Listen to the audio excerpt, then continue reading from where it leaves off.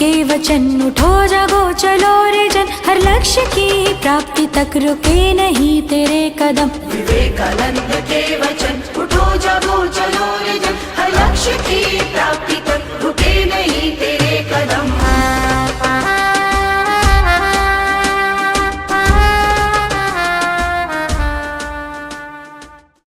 On the occasion of this Vivekanand Ji Jayanti, what we are planned over here is a movie truly dedicated for him, right?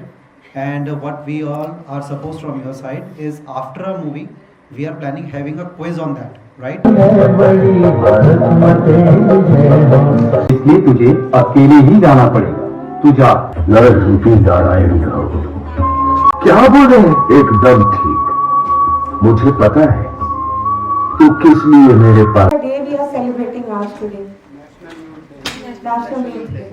So we are talking about all our young children जो यहाँ पे भी हैं, the of powers in us. And if we focus on those powers, we can do wonders in our life. हम बहुत नीचे स्तर तक रखते हैं. So we could see at the age of I think so 32 he left. Okay, respected. So when we work for the welfare of the other people, हम भी अपने यूथ से बारे में कहते हैं कि वो अपने से हट के जब हम किसी और के लिए बात करते हैं तो वी गेट दैट एनर्जी, ठीक है। इंस्टेड अब हम देखेंगे छोटी छोटी बातों में अपना टाइम वेस्ट करते हैं, लेकिन हमारे अपने कंट्री के लिए, because why is remembered today because he worked very hard for the country. अगर एक भी बच्चा उस एनर्जी को यूज करता है तो he can bring that is a change in the whole society, not in the society, apart from the country. Country से हट के भी वी कैन, क्योंकि सच के दम पे सच। विवेकानंद जी ने जो इनाम में उनको मिला था, वो क्या मिला था विवेकानंद जी को? घोड़ा मिला था। घोड़ा मिला, करेक्ट। एंड शॉपकीपर से गोल्ड की मूर्ति मिली थी। शिव जी की मूर्ति। करेक्ट। फर्स्ट अवार्ड इज घोड़ा, राइट। विवेकानंद जी ने किसका लिखा हुआ गाना शादी में गाया था? रविंद्रनाथ टैगोर। Very good. स्वामी विवेकानंद का बचपन का नाम क्या था? विलय। शब्द फिल्म में किसका प्रतीक है?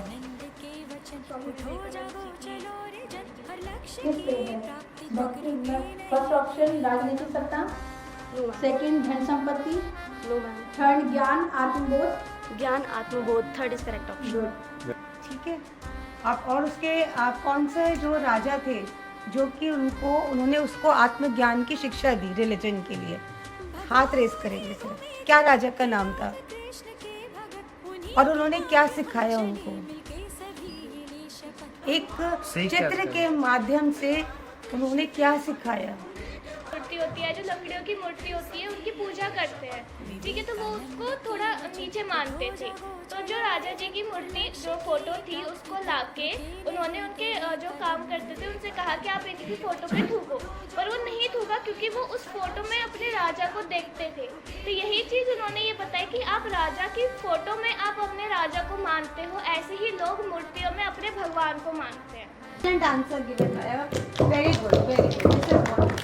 हमारे पास बहुत ज़्यादा पैसे हैं तो हमें उन्हें भलाई के काम के लिए खर्च करना चाहिए। तो उन्होंने क्या एक्शन लिया उसके लिए? उन्होंने एक एसोसिएशन खोली थी गरीब लोगों के लिए, NGO।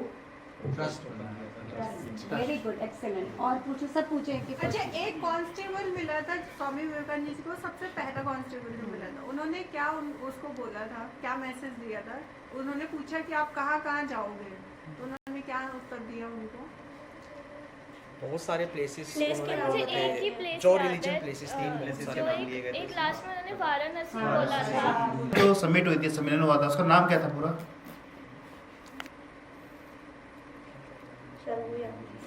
उन्होंने भाषण दिया था ना, किसी के ऊपर दिया था भाषण? बताओ, विवेकानंद जी ने भाषण किसके ऊपर दिया था? इंडिया के कल्चर को डिफाइन कर रहे थे वो। कल्चर नहीं, वो तो था, आपको हिंट भी मिला है। हिंट भी मिला है। जितने भी हमारे सपोर्टिव थे उनके लिए क्या चेंजेस के लिए बोला था भारत में?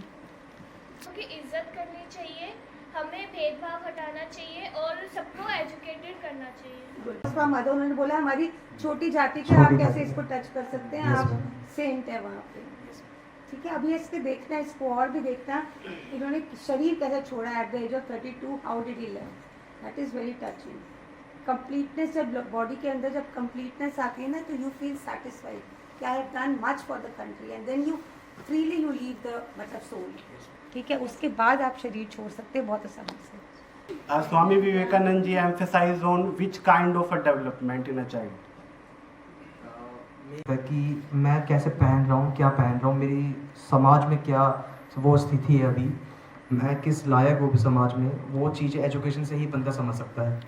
क्योंकि अगर पुराने ज़माने में देखेंगे तो गुरुकुल होते थे ये चीज़ें समझाने के लिए, पर आज के टाइम पे उसी चीज़ को स्कूल और कॉलेज समझाते हैं। जो ठाकुर जी थे, उन्होंने जो वो चीज़ अचीव करी थी, वो चीज़ अचीव कर कैसे सकते हैं? Very good.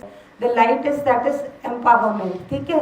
आपकी लाइट का मतलब होता है दैट रिलीजन। देखो अगर हम हिंदूज लेंगे, मुस्लिम कंट्री लेंगे, क्रिश्चियन लेंगे, वो सिर्फ हमेशा जब हम मुस्लिम कंट्री कहते हैं तो वो किसकी लाइट बोलते हैं? एक नूर, एक अल्लाह, नूर की बात करते हैं। Noor means that light.